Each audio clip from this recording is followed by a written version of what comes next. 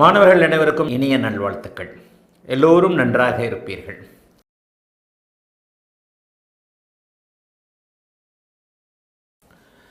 உயர்ந்த நடுத்தர கஷ்ட ஜாதகம் எப்படி அறிவது அப்படிங்கிறது ஒரு டைட்டில்.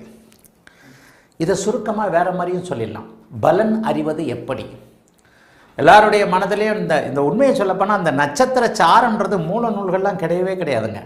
மூல நூல்களில் பார்த்தீங்கன்னா சாராவளி எடுத்துக்கிட்டிங்கன்னா நட்சத்திரத்தை பற்றி நட்சத்திர சாரத்தில் நிற்கிற கிரகம் தான் செய்யும்ன்றதுலாம் எந்த இடத்துலையும் மூல நூல்களில் பெருசாலாம் சொல்லப்படவே இல்லை. சாராவளியில் சுத்தமாலாம் சொல்லப்படலை.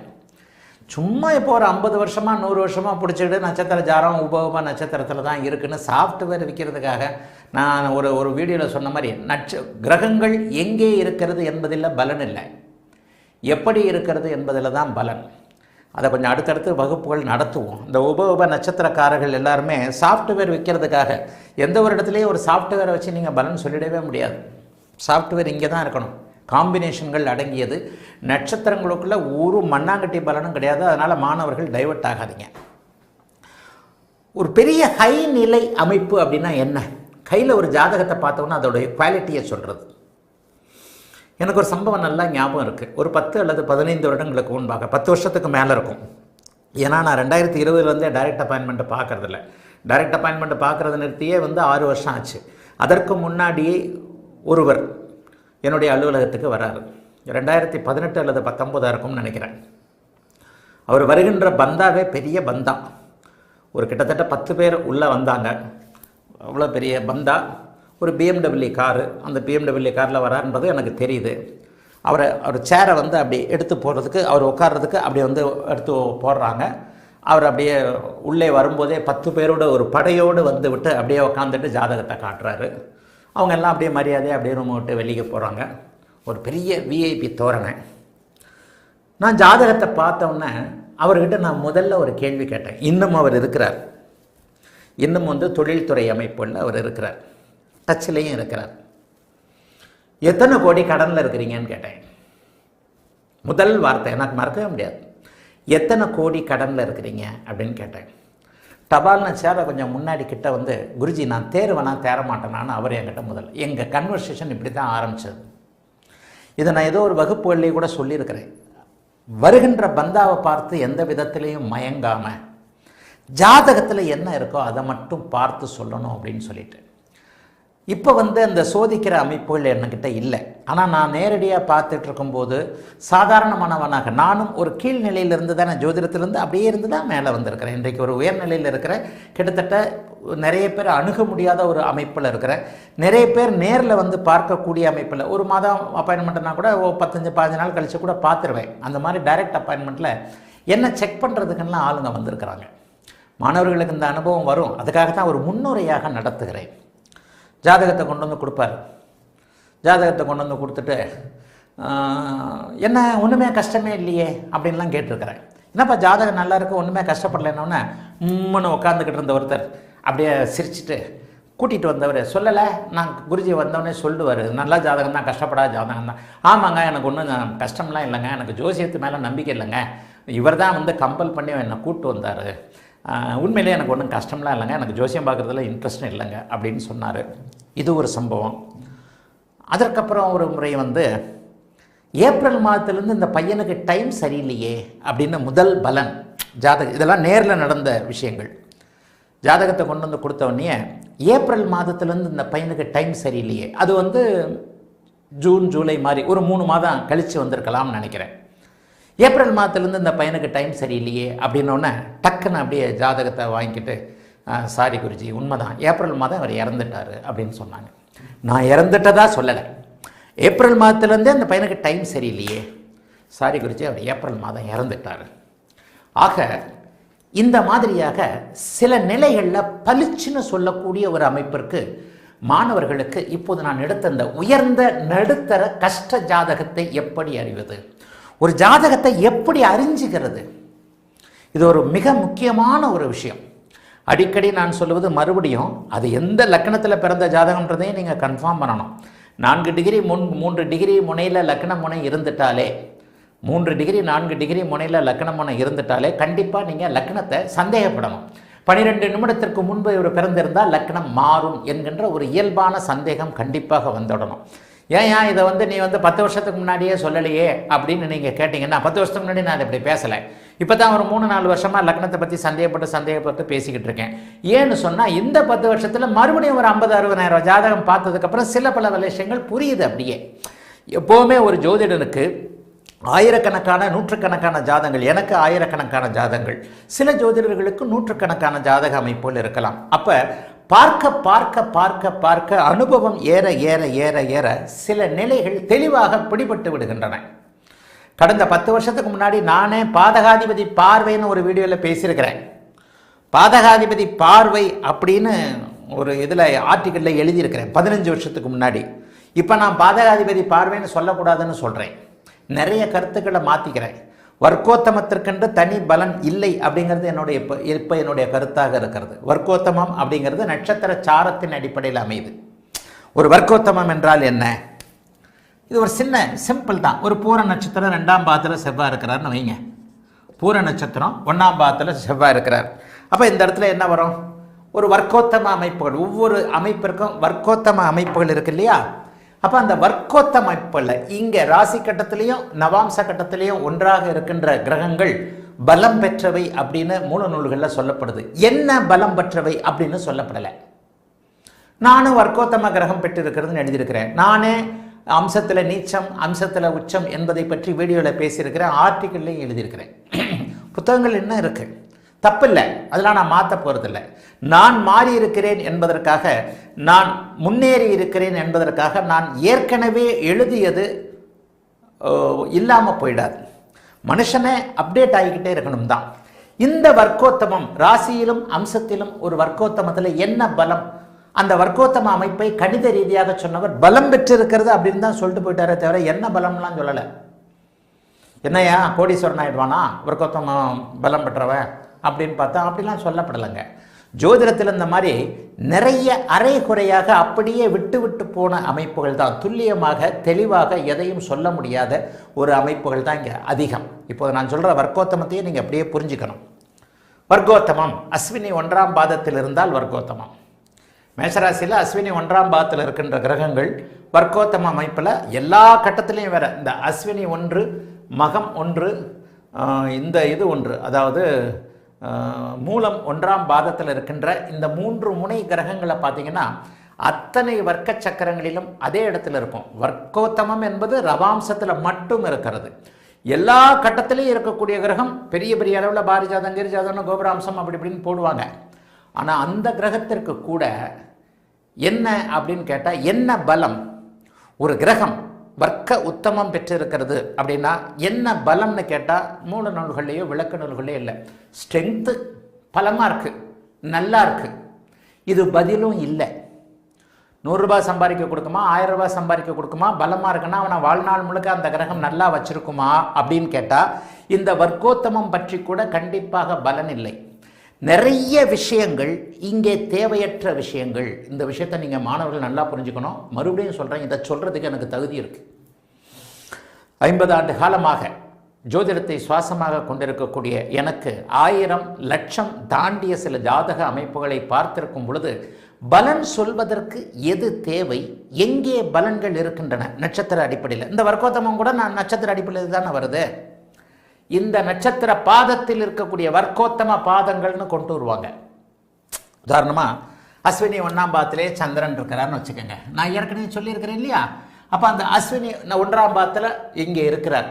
இந்த சந்திரன் அவருடைய சுபத்துவ பாவத்துவ அமைப்புகள், அவருக்கு கிடைக்கக்கூடிய அமைப்புகள்லையும் அவருடைய ஒளி அமைப்புகள்லையும் தான் பலனை தரப்போகிறாரே தவிர அஸ்வினி 1ஆம் பாதத்தில் வர்க்கோத்தமமாக, அஸ்வினி 1ஆம் பாதத்தில் வர்க்கோத்தமம் மட்டும் இருக்க மாட்டார். வர்க்க சக்கரங்கள் எல்லா அமைப்புகள்லையும் அவர் பெரிய அளவில் நல்லா இருப்பார். அது முதல் பாதம் அஸ்வினி 1ஆம் பாதத்தில். இந்த 3 திரிகோண அமைப்புகளில் இருக்கக்கூடிய அமைப்பு அஸ்வினி மகம் மூலம் ஆகிய 1 பாதங்களில் பெரிய அமைப்புகளில் பாரிஜாதவங்க அம்சம் கோபுராம்சம்னு போய்கிட்டே இருக்கும். அது இந்த இடத்துல சந்திரனுடைய, அதாவது இந்த வர்க்கோத்தமம், இது ஏன் கொஞ்சம் கொஞ்சமாக இந்த டைட்டிலுக்கு அப்படியே வந்துடுறேன். இந்த இடத்தில் சந்திரன் அஸ்வினி 1ஆம் பாதத்தில் வர்க்கோத்தமமாக இருந்தாலும் கூட அவர் அங்கே வர்க்கோத்தமம் என்றால் பலம் பெற்றிருக்கிறது. என்ன பலம் பெற்றிருக்கிறது? தெளிவான அமைப்புகள் எந்த நூல்களையும் இல்லை, என்ன அதை தெளிவாக சொல்ல முடியாது. ஆனால் இந்த சந்திரன் ஐப்பசி பௌர்ணமியாக இருக்கிறாரா, இந்த அமைப்பை பொறுத்து பௌர்ணமியாக இருந்தால் ஒரு பலன், அமாவாசையாக இருந்தால் ஒரு பலன், சப்தமி அஷ்டமி அமைப்புகளில் பக்கத்திலேயே அந்த கேந்திரத்தில் இருந்தால் அர்த்த சந்திரனாக இருந்தால் ஒரு பலன், குருவின் பார்வையில் இருந்தால் ஒரு பலன், சுக்கிரனோடு இணைந்திருந்தால் ஒரு பலன், ராகுவோடு சேர்ந்து கிரகண தோஷத்தை அடைந்திருந்தால் ஒரு பலன், கேதுவோடு சேர்ந்து வேறு மாதிரியான அமைப்புகளில் இருந்தால் ஒரு பலன். அப்படியே செவ்வாயோடு, சந்திரனுக்கு செவ்வாய் தோஷம் இல்லை என்றாலும் கூட செவ்வாயின் பார்வையை ஒரு சேர சனி செவ்வாயின் பார்வையை அடைந்திருந்தால், இந்த இடத்துல சனி இருக்கிறார் அல்லது இந்த இடத்துல சனி இருந்து பார்க்கிறார், இந்த இடத்துல செவ்வாயும் சனியும் ஒரே நேரத்தில் பார்க்கிறார்கள், இந்த மாதிரியான பாபத்துவ அமைப்புகளில் தான், சுபத்துவ அமைப்புகளில் தான் அந்த சந்திரனுடைய பலன்கள் இருக்கிறதே தவிர வர்க்கோத்தமம், நட்சத்திரம் இந்த மாதிரியான அமைப்புகள் எதுலையுமே இல்லை.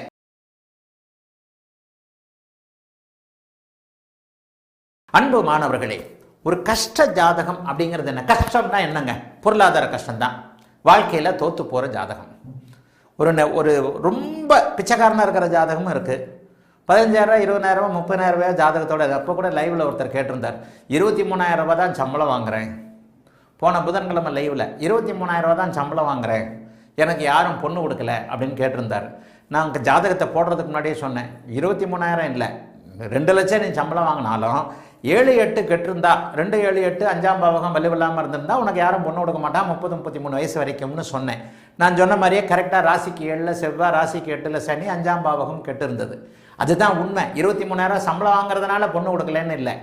எந்த பாவகம் வலுவிழந்திருக்கிறதோ, ஒருவர் கஷ்ட ஜாதகம் என்பதை எப்படி உறுதி செய்கிறீங்க? முயற்சி இல்லாமல் அவர் இருப்பார்.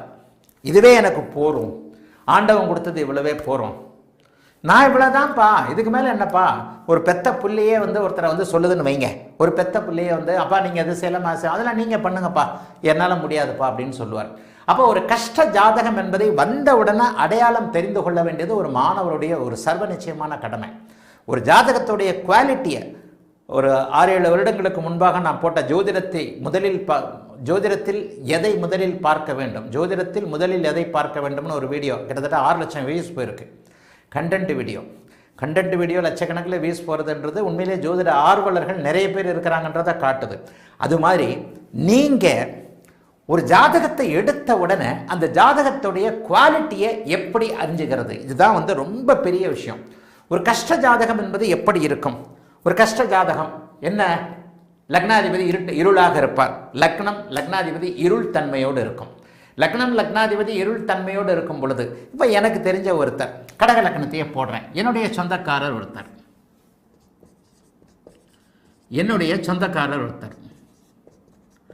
ஒரு மிக நெருங்கிய சொந்தக்காரர். ஃபர்ஸ்ட் ஒரு கஷ்ட ஜாதக அமைப்பை இப்போ போட்டுட்டேன். இந்த இடத்துல அவர் சதய நட்சத்திரம். இந்த சதய நட்சத்திரத்திற்கு, சதய நட்சத்திரம் 3ஆம் பாதமோ 4ஆம் பாதமோ சூரியனுக்கு ரொம்ப நெருங்கி இருக்கும். இப்போ இந்த கடக லக்னத்துடைய மிகப்பெரிய அமைப்பு ஓரளவுக்கு யோகம் அப்படின்னு சொன்னாலே இது ஒரு உதாரண ஜாதகம் தான். இதுக்கப்புறம் நான் அந்த உண்மை ஜாதகத்தை போட போகிறதில்ல. இது சதய நட்சத்திரம் 4ஆம் பாதம்.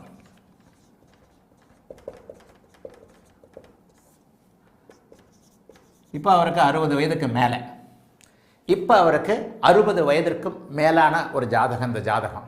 இப்போ இந்த 60 வயதிற்கு மேலான இந்த ஜாதகத்தில் 60 வயதிற்கு மேலான இந்த ஜாதகத்தில் இது ஒரு உதாரண ஜாதகம்தான். சதய 4ஆம் பாதம்ன்ற போது ராகு தசை ஒரு 4 வருஷம், குரு தசை ஒரு 20 வயது வரைக்கும். அதற்கு பிறகு சனி புதன் 35 வருடங்கள்.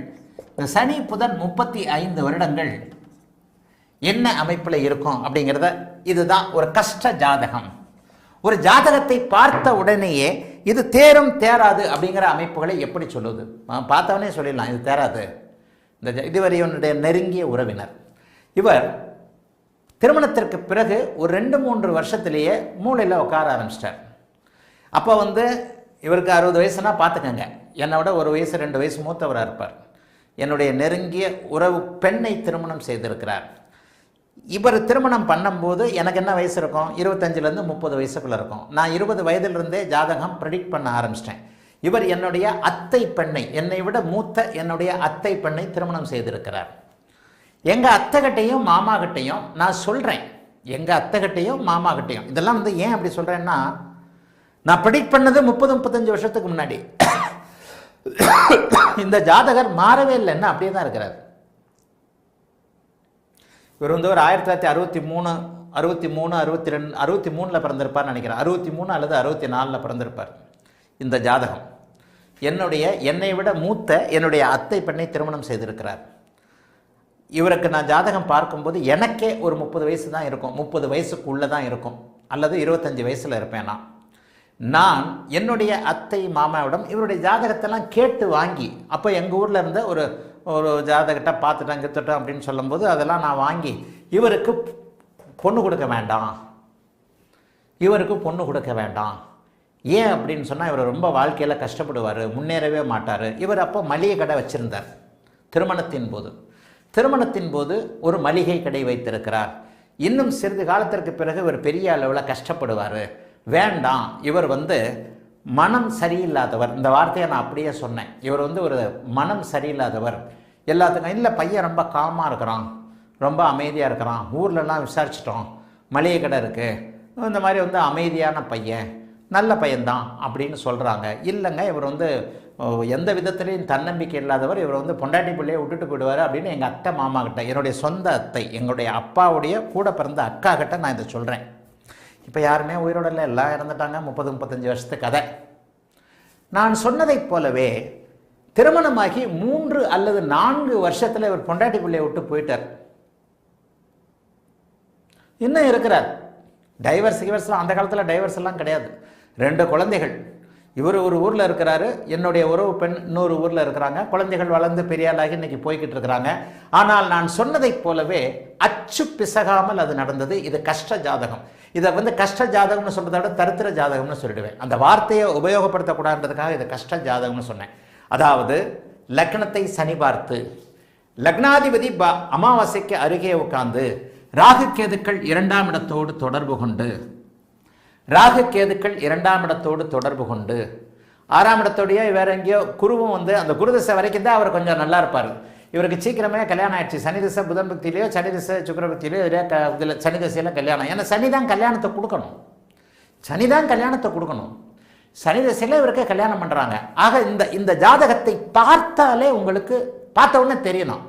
எப்பேற்பட்ட 10 விரல் மோதிரம் போட்டு வந்தாலும், BMW காரில் வந்து உட்காந்தாலும், இவர் நீ போட்டிருக்கிற சட்டைக்கும் உன் ஜாதகத்துக்கும் சம்பந்தம் இல்லைன்னு ஒரு நம்முடைய மாணவர் சொல்லிடணும்.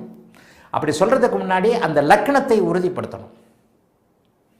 ஒருவேளை லக்னமே டக்குன்னு மாறிடுச்சு, பலன்கள் மாறும். அப்போ ஒரு விதத்தில் ஒரு 30 வருடங்களுக்கு முன்பாக நான் சொன்ன ஒரு உண்மையான ஜாதகம், ஒரு 60 வயது கடந்த அன்றைக்கு அவருக்கு கல்யாணம் பண்ணும்போது என்னுடைய உறவுக்கார பெண்ணை கொடுக்காதேன்னு சொல்கிறேன். ஏன்? மனம் கெட்டு போயிருக்கிறது. இவருக்கு சந்திரன் 8ல் மறைந்திருக்கிறார்.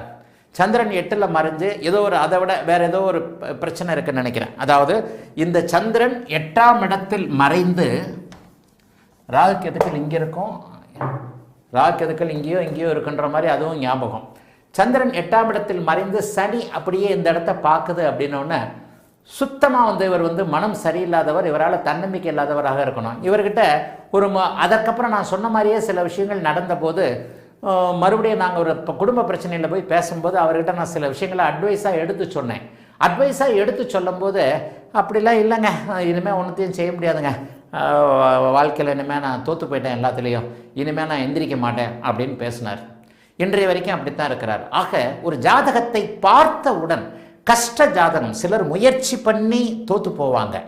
ஆனால் முயற்சியே பண்ணாமல் மூளையில் உட்காந்துடுறது, ஒரு திருவோடு திண்ணையில் உட்காந்துடுறது, அல்லது ஒரு இந்த கோவில் வாசலில் பிச்சைக்காரர்களாக இருக்கிறார்கள் என்று பார்த்தீர்களே. ஆனால் இந்த மாதிரியாக லக்னம், லக்னாதிபதி போன்றவைகள் கடுமையான ஒரு பலவீனத்தை அடைந்து அவர் இந்த வாழ்க்கையில் எதுவுமே செய்வதற்கு தகுதி இல்லாதவராக இருப்பார். அப்படிங்கிறத கிட்டத்தட்ட பாலிஷாக சொல்லாமல் சொல்லப்போனால் தரித்திர ஜாதகம்னு சொல்லிடலாம். சரி, இது வந்து ஒரு உண்மையான உதாரணத்தை கொடுத்தேன். இப்போ இந்த உண்மையான உதாரணத்தை இல்லாமல் நம்ம வந்து ஒரு மாடல் ஜாதகம் போடுவோம். மாடல் ஜாதகத்தை கூட ஒரு நல்ல உயர்நிலை, இப்போ ரிஷப லக்னம்னு எடுத்துக்கலாம். இப்போ இந்த ரிஷப லக்னம், இந்த ரிஷப லக்னத்தில் பிறந்த ஒருவருக்கு ஒரே ஒரு விஷயம், கஷ்ட ஜாதகங்களுக்கு யோக தசைகள் வரவே வராது. அப்படி யோக தசைகள் வந்திருந்தால் அந்த யோக தசைகள் கடுமையான அளவில் பாதிக்கப்பட்டிருக்கும். நல்ல தரித்திர ஜாதகத்தில் அவயோக தசைகள் வரும். ஆனால் அந்த அவயோக தசைகள் ஒரு நிலையில் பாருங்கள். இப்போ சனி இங்கே இருப்பார், இது உண்மையான ஜாதகங்கள் தான். இது இப்போ சமீபத்தில் 90s வந்திருக்கும். ஒரு ஜாதகத்தில் இந்த மாதிரி வரணும். அதாவது இப்போ மேஷ லக்கணம்னு வச்சுக்குவோம். மேஷ லக்கணத்திற்கு வரக்கூடாத திசைகள் சனி புதன் திசைகள். இந்த மேஷ லக்கண அமைப்பிற்கு சனியும் புதனும் வரக்கூடாது. புதனே வரக்கூடாதுன்னு சொல்லுவேன். சனியும் புதனும் 35 வருஷம் கஷ்டப்படுவாரா அப்படின்னு கேட்டிங்கன்னா, இந்த மாதிரியான ஒரு அமைப்பில் அந்த சனியவும் புதனையும் குரு பார்த்துட்டார்னா, குருவின் வீட்டில் குருவின் பார்வையில், சுக்கிரனின் வீட்டில் குருவின் பார்வையில் என்கின்ற அமைப்பில் லக்னாதிபதியின் வலுவிற்கேற்ப, லக்னாதிபதியுடைய வலுவிற்கேற்ப இப்படி பாருங்க.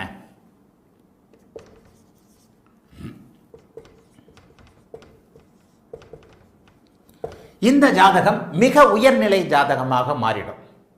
இந்த இடத்துல சனி தசை புதன் தசை வந்தாலும் கூட லக்னாதிபதி லக்னம் பௌர்ணமி அமைப்புகளில் இருக்கக்கூடிய அமைப்பில் லக்னாதிபதி சுபத்துவமாக இருந்து குரு வந்து சனியவும் புதனையும் அடுத்தடுத்து 35 வருடங்களுக்கு வரக்கூடிய தசாநாதர்களை அவர் பார்க்கும் பொழுது மிகப்பெரிய அமைப்பில் நல்லா இருப்பார். அப்போ அவயோக ஜாதகங்களுக்கு முதல்நிலை அமைப்பு என்ன? கஷ்ட ஜாதகங்கள் தரித்திர ஜாதகங்கள் என்பதற்கான முதல்நிலை அமைப்பு என்ன? பாபத்துவ தசைகள் அவயோக தசைகள் அடுத்தடுத்து வரக்கூடிய அமைப்பு ஒரு மனிதனை சுத்தமாக அப்படியே டல்லடிக்க விட்டுரும்.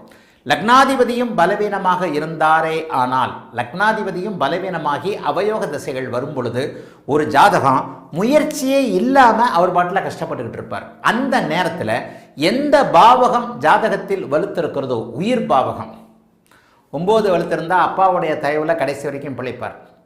4 வலுத்திருந்தால் அம்மாவோடது. பெரும்பாலும் 7 வலுத்திருக்கும். பொண்டாட்டி மில்லுக்கு போய் சம்பாரித்து காசு கொடுத்து சோறாக்கி போடும். அதுவே 100 ரூபாய் கையில் சரக்கு வாங்குறதுக்கும் கொடுக்கும். இல்லைன்னா இவரே அடித்து பிடிச்சி போதையில் பானையில் மிளகா பானையில் இருக்கிற 100 ரூபாயை தள்ளி எடுத்துகிட்டு போவார். ஆக அந்த மாதிரியான ஒரு கஷ்ட ஜாதக அமைப்பு ஒருத்தர் ரிஷப லக்கணத்தில் பிறந்திருக்கிறார். இந்த ரிஷப லக்கணத்தில் பிறக்கும் பொழுது இப்போ இந்த கஷ்ட ஜாதகத்தை பௌர்ணமி ஜாதகமாகவே போடலாம். பௌர்ணமியில் பிறக்கிறவங்க எல்லாம் கஷ்டப்படுறது இல்லையா? கண்டிப்பாக கிடையாது. பௌர்ணமியில் பிறக்கிறவங்க கண்டிப்பாக கஷ்டப்படுவாங்க. பௌர்ணமியில் பிறக்கிறவங்களுக்கு கூட 6, 12 போன்ற அமைப்புகளோடு சந்திரன் தொடர்பு கொள்ளும் போது நிச்சயமாக கஷ்டம் வரும். இந்த இடத்துல சூரியனை நான் நீச்சமாக போடுறேன். சூரியனை நீச்சமாக போட்டுட்டேன். சந்திரன் இங்கே பௌர்ணமி சந்திரனாகவே போட்டு இருக்கிறேன். பௌர்ணமி சந்திரனாக போட்டிருந்தாலும் கூட இங்கே அவர் மாரகாதிபதி 12ஆம் இடத்துல இருக்கிறார் அப்படிங்கிற அமைப்பு தான் வரும்.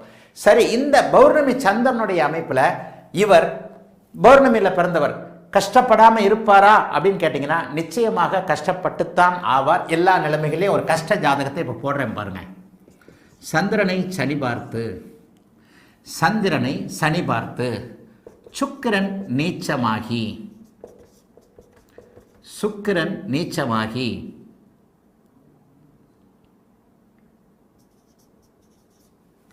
சுக்கிரன் நீச்சமான ஒரு அமைப்பில்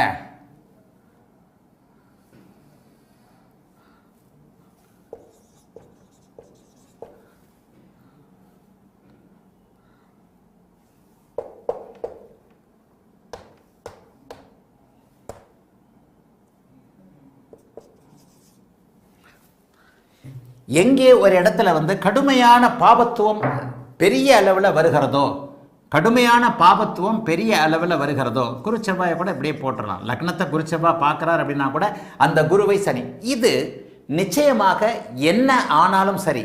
சுக்கிரன் நீச்சமாக இருக்கிறார், சுக்கிரன் பாபத்துவமாக இருக்கிறார். இந்த இடத்துல என்ன வந்துடும்? அஸ்வினி 1ஆம் பாதம்னாலே உங்களுக்கு அஸ்வினி 1ஆம் பாதத்திலிருந்து அவருக்கு என்ன வரும்? எல்லாத்துலேயும் சூரிய சந்திர செவ்வாய் திசைகள் தான் வரும். அஸ்வினி 1ஆம் பாதத்தில் பிறந்திருக்கிறார். கேது 4 வருடம் இருப்பார். சுக்கிரன் 24 வருடங்கள் இருப்பார். சூரியன் 30 வருடங்கள், 30 வயசு வரைக்கும். சந்திரன் 40 வயசு வரைக்கும். செவ்வாய் 47, ராகு 65 வயசு வரைக்கும். இந்த மாதிரியான ஜாதகருக்கு இந்த ஜாதகத்தை பார்த்த உடனே குருவும் செவ்வாயும் அங்கே லக்னத்தை பார்த்திருக்கிறார்கள். இப்போ இந்த குரு செவ்வாயை கூட போடல. இது ஓரளவுக்கு இந்த 7ஆம் இடத்தின் தயவுனால இது வந்து பிழைத்திருக்கக்கூடிய ஒரு ஜாதகம். இந்த ஜாதகம் 7ஆம் இடத்தின் தயவுனால நிச்சயமாக பிழைத்திருக்கும். இந்த குரு செவ்வாயை கூட 8ல் போய் போட்டுடலாம்.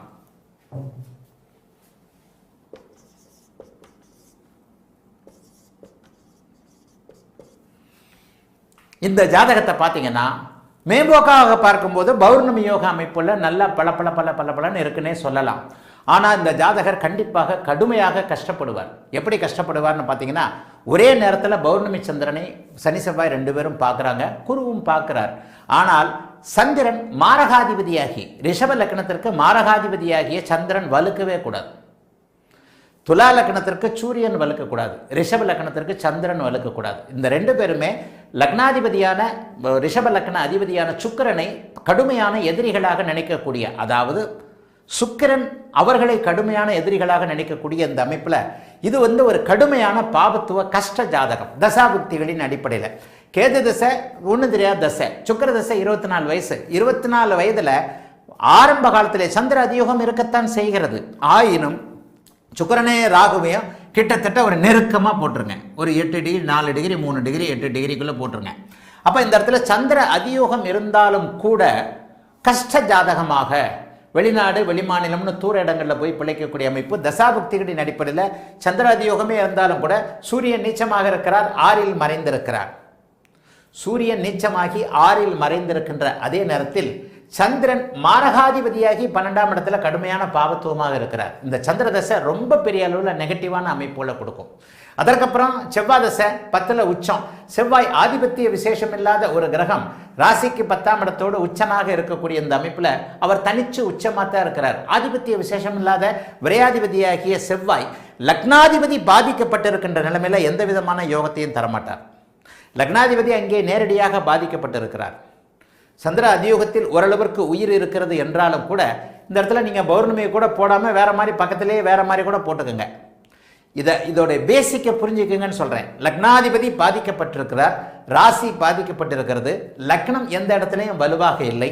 ஆக தசாபுக்தி அடுக்குகள் கை கூடாத ஒரு அமைப்பில் வரும் பொழுது கடுமையான பாபத்துவ அமைப்பில் ஒருவர் கஷ்ட ஜாதகமாக எதை பற்றியும் அக்கறை இல்லாமல் முன்னேறுவதற்கு தகுதியே இல்லாமல் இருப்பார். எந்த ஒரு சூழ்நிலையிலையும் 10,000 ரூபா சம்பளம் 5,000 ரூபா சம்பளம் அப்படிங்கிறதா இருப்பார். சரி, இதை விட ஒரு கடுமையான இது வந்து ஒரு பௌர்ணமி யோகா அமைப்பில் வேணும் அப்படின்றதுக்காக 6-12 அமைப்பில் போட்டேன்.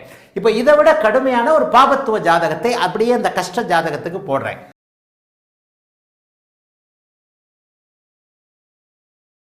இது ஒரு வகையான நடுத்தரமான ஜாதகமாக இருக்கும். இது ஒரு நிலையில் நடுத்தரமான ஜாதகம். இந்த ஜாதகத்தை பாருங்கள். லக்னாதிபதி லக்னத்தில் இருக்கக்கூடாதுன்னு நான் சொல்லியிருக்கிறேன். சனியாக இருந்தால், செவ்வாயாக இருந்தால். இந்த ஜாதகம் கும்ப லக்னம். கும்ப லக்னத்திற்கு லக்னத்திலேயே சனி இருக்கிறார். ஆயினும் பங்கப்பட்ட குருவின் பார்வையில் இருக்கிறார். 9ஆம் இடத்திலிருந்து குரு சூரிய சந்திரர்களை பார்த்து சனியவும் பார்க்கிறார். இது ஒரு வகையில் நிறைவான ஜாதகம். இப்போ இவரை நான் புனர்பூச நட்சத்திரமாக போடுறேன். புனர்பூச நட்சத்திரம் 2ஆம் பாதம் அப்படின்னா குரு 2ஆம் பாதம். குரு 8 வயசு வரைக்கும், சனி 27 வயசு வரைக்கும், புதன் 44 வயது வரைக்கும், கேது 51, சுக்கிரதசை 71 வயசு வரைக்கும். இது ஒரு நடுத்தர வயது, நடுத்தரமான இந்த ஜாதகம். இது லக்னாதிபதி லக்னத்தில் இருக்கக்கூடாது. அப்படி இருந்தால் பங்கப்படாத குருவின் பார்வையில் இருக்கணும். 2வது, புதன் என்னதான் ராசிநாதன் என்னதான் இருந்தாலும் நீச்ச பங்கமாக இருந்தாலும் நேரடியாக அவர் 2ஆம் இடத்துல நீச்சத்தை அடையக்கூடாது. சுக்கிரனும் குருவும் இந்த இடத்துல பரிவர்த்தனை அமைப்புள்ள இருக்கிறாங்க. 2வது, சந்திரமங்கல யோகம் என்கின்ற இது ஒரு நடுத்தர வகையிலான ஜாதகம். மேலேயும் போகாது கீழேயும் போகாது. ஆனால் இவர் 1 லட்ச ரூபா சம்பாதிக்கிறவராக இருப்பார். குறைந்தபட்சம் 1 லட்ச ரூபா சம்பாதிக்கிறவராக இருப்பார். ஏனென்றால் லக்னாதிபதி ஒரு மாதிரியான, அதாவது பின்னிழுக்கக்கூடிய அமைப்பு. இது லக்னாதிபதி குழப்பவாதி. கும்பலக்கணம் லக்னத்திலே இருக்கிறது குழப்பத்தை குருவின் பார்வையின் காரணமாக வெளியே தெரியாமல் மறைத்து கொள்ளக்கூடிய அமைப்புகள் உண்டு. இந்த இடத்துல வேணும்னே குருராக சேர்க்கையை போட்டிருக்கிறேன். ஏன்னா பார்க்கின்ற குரு பங்கத்தை அடைய வேண்டும். குரு சுக்கிரன் பரிவர்த்தனை அடைந்தாலும் கூட அப்போதுதான் அமாவாசையிலிருந்து வெளியிலே வந்த அந்த சந்திரன் அட்டமி நவமி திதிக்கு வராமல் கிட்டத்தட்ட ஒரு சதுர்த்தி திதியில் இருப்பார். அவர் சதுர்த்தி பஞ்சமி திதியில் இருப்பார். இந்த சதுர்த்தி பஞ்சமி திதியில் இருக்கக்கூடிய இந்த சந்திரன் மங்கள யோகத்தில் 10ஆம் அதிபதி அமைப்புகளில் சரியான ஒரு அமைப்பில் மங்கள யோகத்திலிருந்து சூரிய சந்திர தசைகளே வராமல் சனி தசை, புதன் தசை, கே தசை, சுக்கிர தசைன்னு வரக்கூடிய இந்த ஜாதகத்திற்கு லக்னாதிபதி என்ன இருந்தாலும் குருவின் பார்வையில் இருக்கிறார் என்கின்ற அமைப்பின் அடிப்படையில் புதன் தசையில் இருந்தே ஒரு விதமான நல்ல வாழ்க்கை அமைப்புகள் கண்டிப்பாக இருக்கும். ஒரு புதன் தசையிலிருந்தே சூரியனும் புதன் இந்த இடத்துல சுபத்துவம், சூரியன் முதல் நிலை சுபத்துவம் அல்லது சனி முதல் நிலை சுபத்துவம். இந்த சனி, சூரியன், சந்திரன் மூன்றும் குருவின் பார்வையில் இருக்கின்ற காரணத்தினால் இப்போ இது லைவ் கிளாஸாக இருந்தால் இதில் நிறைய நீங்கள் சந்தேகம் கேட்பீங்க. இது எப்படி அப்பர் மிடில் கிளாஸ்ன்றது எப்படி நீங்கள் சொல்கிறீங்கன்னு கேட்பீங்க. என்ன இருந்தாலும் லக்னாதிபதியுடைய அமைப்பை நான் அடிக்கடி சொல்கிறேன் இல்லையா, லக்னாதிபதி என்பவர் 1000 இருந்தாலும் கும்ப லக்னம், லக்னாதிபதி லக்னத்தில் தான் இருக்கிறார். என்ன பண்ணுவார்? முயற்சியை செய்வார், ஆனால் நிதானமாக செய்வார், மந்தமாக செய்வார், சந்தேகத்தோடு செய்வார். லக்னாதிபதி முயற்சியை செய்யக்கூடியவர். இவர் முயற்சியை செய்வார், சந்தேகத்தோடைய அப்ரோச் பண்ணுவார், நிதானமாக செய்வார். நேத்தே அந்த ஆஃபீஸுக்கு போயிருக்கணும், இவர் இன்னைக்கு போவார். லக்னாதிபதி சனியாகி லக்னத்திலிருந்து குருவின் பார்வையில் இருப்பது. நேத்தே இன்டர்வியூ முடிச்சிருச்சே, எனக்கு தெரியாதுங்க, இன்னைக்கு தான் நான் இன்டர்வியூக்கு வந்தேன். நேத்தே எல்லாத்தையும் எடுத்தாச்சே, எதுக்கு அந்தால உள்ள வர சொல்லு. புரியுதா உங்களுக்கு? லக்னாதிபதி லக்னத்தில் இருப்பது முயற்சியை செய்வது, சுபத்துவமாக இருப்பது முயற்சியை செய்வது. கலப்பு பலன்கள் எந்த இடத்துல உருவாகுது அப்படிங்கிறத இந்த நடுத்தர ஜாதக அமைப்புகளை பார்க்கணும். இவர் கண்டிப்பாக பிச்சை எடுக்க மாட்டார். போன ஜாதகம் மாதிரி இவருக்கு எந்த விதத்திலும் நாட்டம் இல்லாமல் இவர் ஓரளவுக்கு முயற்சியை செய்யக்கூடியவராக, ஓரளவுக்கு புத்திசாலியாக, அப்புறம் மிடில் கிளாஸ்னாலே ஒரு 1 லட்ச ரூபா சம்பளம் வாங்கினா 40-50 வயசில் ஒரு 1 லட்ச ரூபா சம்பாதிக்கிறார்.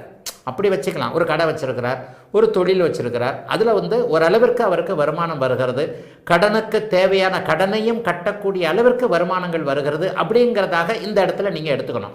ஒரு நடுத்தர அமைப்புகளில் உள்ள ஜாதகம். இவர் பொண்டாட்டி பிள்ளையை வச்சுக்கிட்டு விட்டுட்டு ஓட மாட்டார், வாழ்க்கையில் தோற்று போக மாட்டார். ஆனால் தோற்று போகிற மாதிரி இருந்து தான் ஜெயிப்பார். நான் இப்போ சொன்னதை உங்களுக்கு புரிஞ்சிருக்கணும்.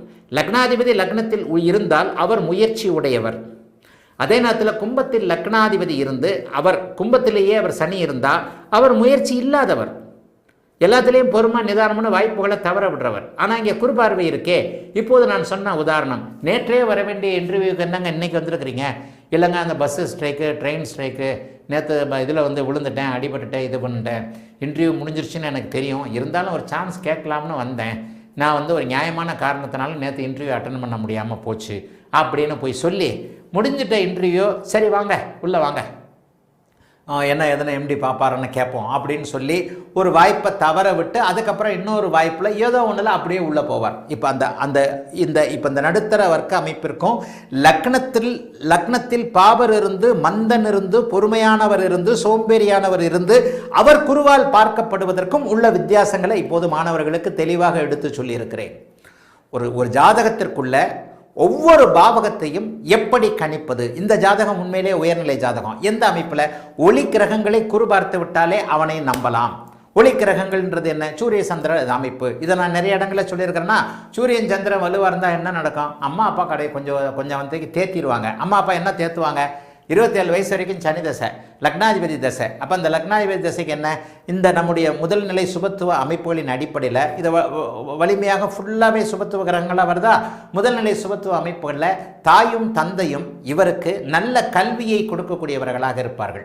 நல்ல கல்வியோ ஏதேனும் ஒரு ஆதாரமான அமைப்புகளோ இருந்தால் தான் ஒரு மனுஷன் 5 டிஜிட்டில் சம்பாதிக்க முடியும் இல்லையா? இந்த 5 டிஜிட்டில் சம்பாதிக்கக்கூடிய அமைப்பை இப்போ நான் மாடல் ஜாதகம் தான் நடத்திக்கிட்டு இருக்கேன். ஆனால் இது எல்லாத்தையும் மாணவர்கள் உண்மை ஜாதகத்தில் செக் பண்ணி பார்க்கணும். ஏன்னா நான் போடுகின்ற மாடல் ஜாதகங்கள் அத்தனையும் ஆயிரக்கணக்கான உண்மை ஜாதகங்களை பார்த்து விட்டதற்கு பிறகு போடுவது. வார்த்தைகளை மறந்துடாதீங்க. நான் போடுகின்ற அத்தனை ஜாதகங்களும் ஆயிரக்கணக்கான உண்மை ஜாதகங்களை பார்த்ததற்கு பிறகு வரக்கூடிய ஒரு அமைப்பு, பார்த்ததற்கு பிறகு போடக்கூடிய ஒரு அமைப்பு. ஆக கொஞ்சம் நல்லா பார்க்கணும். இப்போ நான் சொன்ன இந்த லக்னத்தில் சனி இருப்பதற்கான ஒரு அமைப்பை நீங்கள் புரிஞ்சுக்கணும். ஜாதகருக்கு முயற்சி இருக்கும், தாமதமாக முயற்சி இருக்கும். ஆக இந்த அமைப்பை தெளிவாக புரிந்து கொண்டு அடுத்தடுத்து யோக திசைகள் வருகின்ற காரணத்தினால் 5ஆம் அதிபதி 8ஆம் அதிபதி சனிக்கு பிறகு வரக்கூடிய புதன் யோகர். கேது வந்து சூரியனோடு சேர்ந்திருந்து ஆயினும் குருவின் பார்வையில் இருக்கிறார். சுக்கிரனே அடுத்த 50 வயதிற்கு பிறகு வரப்போகிறார் என்பதன் அடிப்படையில் இந்த நடுத்தர உயர் நடுத்தர வகுப்பு பிரிவு 5 டிஜிட்ல சேலரியை 40-45 வயசுக்கு பிறகு வாங்கத்தான் செய்வார்.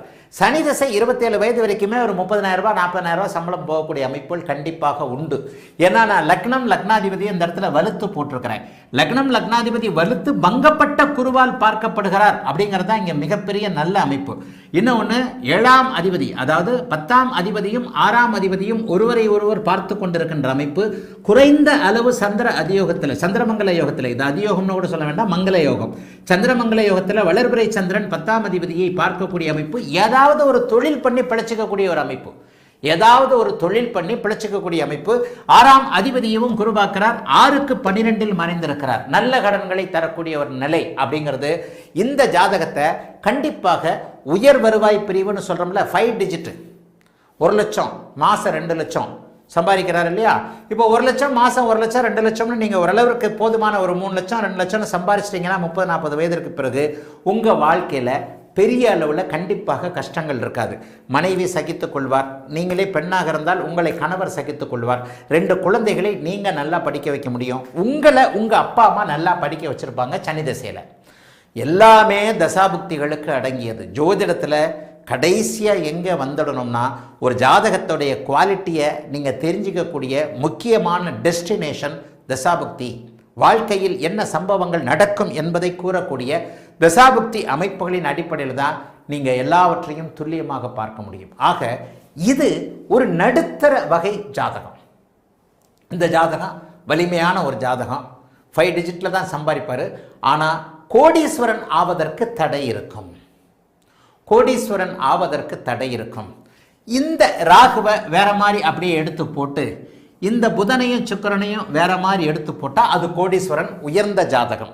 அந்த உயர்ந்த ஜாதகத்துக்கு இப்போ நான் போடலை. ஏங்க நல்லா தானங்க இருக்குது. நீச்சபங்க ராஜயோகம் இருக்குது. நீச்ச பங்கம் தான், முதல்ல நீச்சம் தான் வேலை செய்யும். ஐயா எனக்கு நீச்சபங்க ராஜயோகம், நான் 43 வயசுக்கு பிறகு தான் நல்லா இருக்கேன். லக்னாதிபதி நீச்சம்ன்றதுனால என்னுடைய இளமை வாழ்க்கை அப்படி ஒன்றும் பெரிய அளவில் நல்லா இல்லை. நீச்சம் அதன் பிறகுதான் பங்கம்.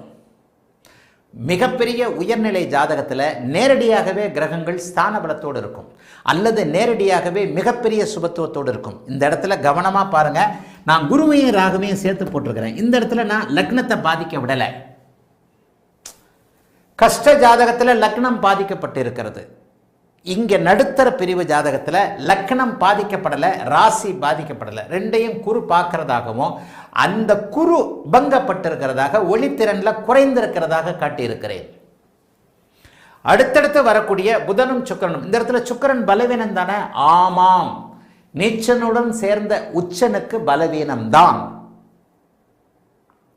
கிரக சேர்க்கையில் கூட ஒரு நீச்சனோடு ஒருவர் சேரக்கூடாது.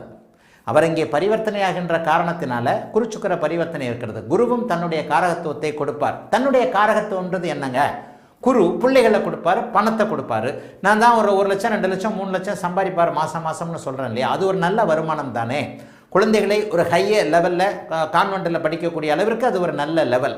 ஆக குழந்தைகளை கொடுக்கக்கூடிய அளவிற்கு ஓரளவிற்கு பணத்தை கொடுக்கக்கூடிய அளவிற்கு ராகுவோடு சேர்ந்த குரு அங்கே பரிவர்த்தனை அமைப்பில் இருக்கின்றதுனால, சுக்கிரன் வலுத்திருக்கிறதுனால நல்ல அட்ஜஸ்டபிள் பொண்டாட்டியை காப்பாற்றக்கூடிய அளவிற்கு இவருக்கு வருமானம், குழந்தைகள் கிடைப்பார்கள், குழந்தைகளை காப்பாற்றக்கூடிய அளவிற்கு வருமானம் என்கின்றதாக ஒரு உயர் நடுத்தர வகுப்பு பிரிவுடைய ஜாதகமாக இந்த ஜாதகம் இருக்கும். லக்னம் ராசி போன்ற அமைப்புகளோடு ஒளி கிரகங்களோடு தொடர்பு கொண்டிருக்கிறதுனால இப்போ இதனை அடுத்து பாபராக இங்கே போட்ட அமைப்பில் கொஞ்சம் சுபராக போட்டது இன்னொரு நடுத்தர வகை அமைப்புகளை பார்க்கலாம்.